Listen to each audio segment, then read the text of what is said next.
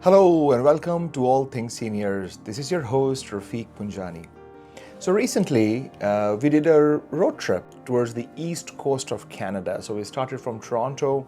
It was about 19 days road trip with our parents. So it was me, my wife, my parents like my mom and dad, and my mother-in-law. So it was five of us, two kind of caregivers, me for my parents and my wife for her mom.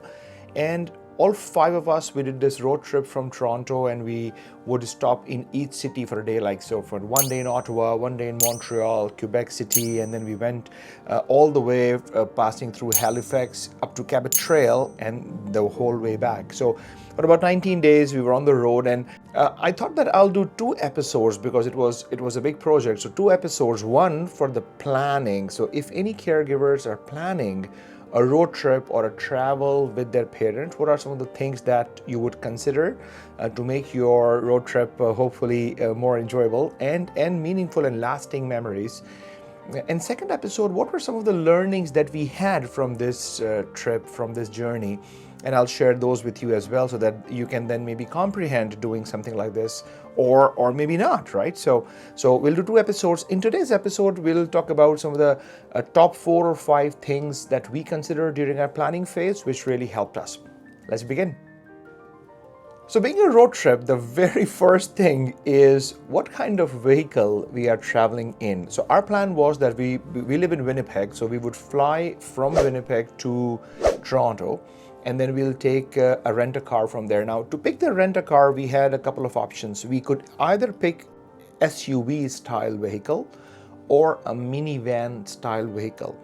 And usually when we do a road trip, like me and my wife, when we do it, or with friends we do it, we usually go for SUV style vehicle because it gives you more versatility that whatever the terrain is, whether it's raining or you go off road, your road trip could bring all those adventures or experiences which your vehicle would be able to accommodate.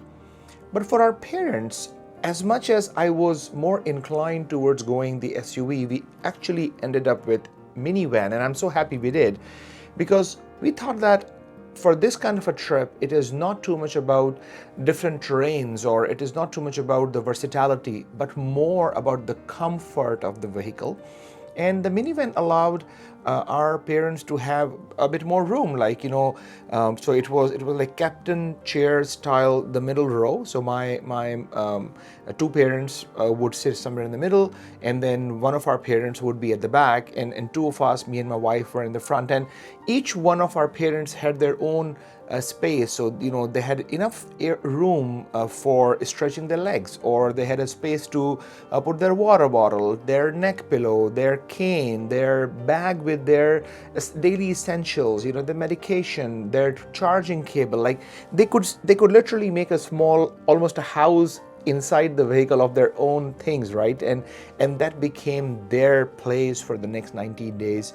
So I'm so glad that we picked the minivan, and this is one of the considerations that you can keep in mind when you are planning your road trip with your seniors.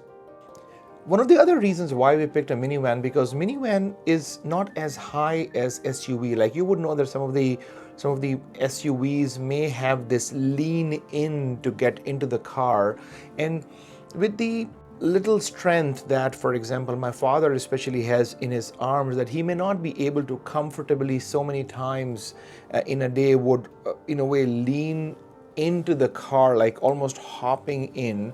But in a minivan, it was like more just sliding in and sitting on that front seat, or the rear seat on the side. And I think that was another consideration which now in hindsight, I'm so glad that we had a minivan option, because unlike your daily commute car, which you would use hopping in or hopping out just maybe once a day, on a road trip, like, my parents had to hop in and hop off like 5 or 6 times in a day. Like, if you're going from one city to the other, there are 2 or 3 key sites where they had to get on and off the car, or maybe a bathroom break, or whatever, the gas station we stopped for an ice cream. All those things, they had to get down and get back into the car, and that easy access into the car was a great fit for them. So I think that's another reason why a minivan worked for quite good. Being a road trip, the second most important thing is being on the road and cover the distance from one destination to the next. Like in our case, going, for example, from Toronto to Ottawa. Now, let's say if it's a 4 or 5 hours drive time, every day we planned our trip in a way that we did not want to drive 8 or 9 hours in a day. Otherwise, it would become tiring on the body and you don't have much to do. It's like pretty much all the drive. So I used ChatGPT or a couple of other travel tools, and I, in a way, gave ChatGPT a prompt. I said, hey, if we have to go from Toronto to Cabot Trail, break my entire trip into, for example, 8 days, and I want to stop in these 6 or 7 major cities, give me not more than 5 hours or 6 hours of drive each day. I also said that, hey, give me not more than 90 minutes of each leg of drive. Every 90 minutes to 2 hours, give me a break for gas station. If we are stopping for a scenic view, make sure that you only give me those scenic views where there is maybe a bathroom, a public bathroom close by, like things that you would plan according to seniors' needs in mind. Like if it's just me and my wife, if we are driving from Winnipeg to Calgary, or when we did our long road trips in US, a couple of years back, we would do like maybe 12 hours a stretch in a drive in a day. But for parents, keeping them short each day so that every day does not become a chore, that it's just drive. It has to be more meaningful road trip that way as well. So picking the right car and planning your road trip in short breaks would be my top 2 things. Let's see, what do we have next?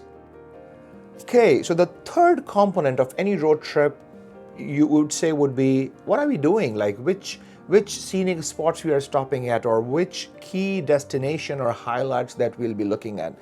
And when we were planning our road trip stopovers, one thing came to our mind that, hey, we should look for the most touristy things, like the most important things which somebody would do in a city. I'll give an example. Like, say for example, if somebody would go to Montreal, they would want to go to Old Town Montreal, like the downtown area where there are like cobblestone bricks roads.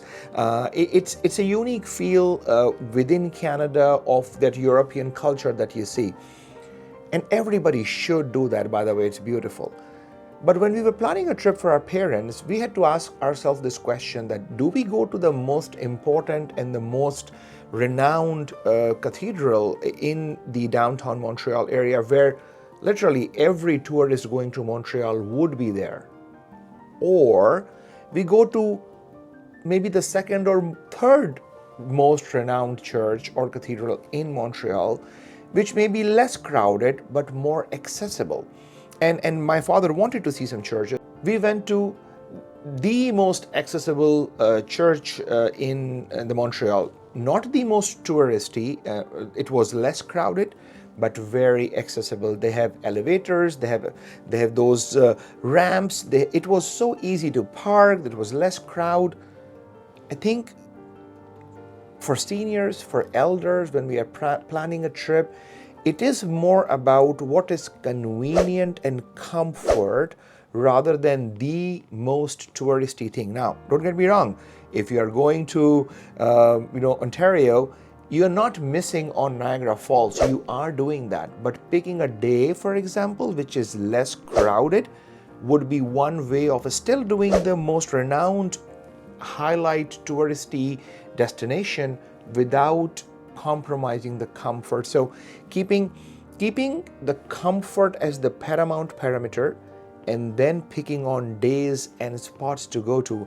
I'll give you another example. When we, for example, went to Peggy's Cove, again, a beautiful area near Halifax in Canada, and we picked a time which was not raining that day. So we were in Halifax for 3 days, and there was a day when it was rain, and I did not want to take my parents to Peggy's Cove on a rainy day, because when you go to a place where you have to, in a way, climb a little bit of stones, and the terrain is where it's a bit more effort you have to put in, and I did not want them to feel that they are going from the parking lot to the lighthouse, walking in a bit uneven terrain on a rainy day.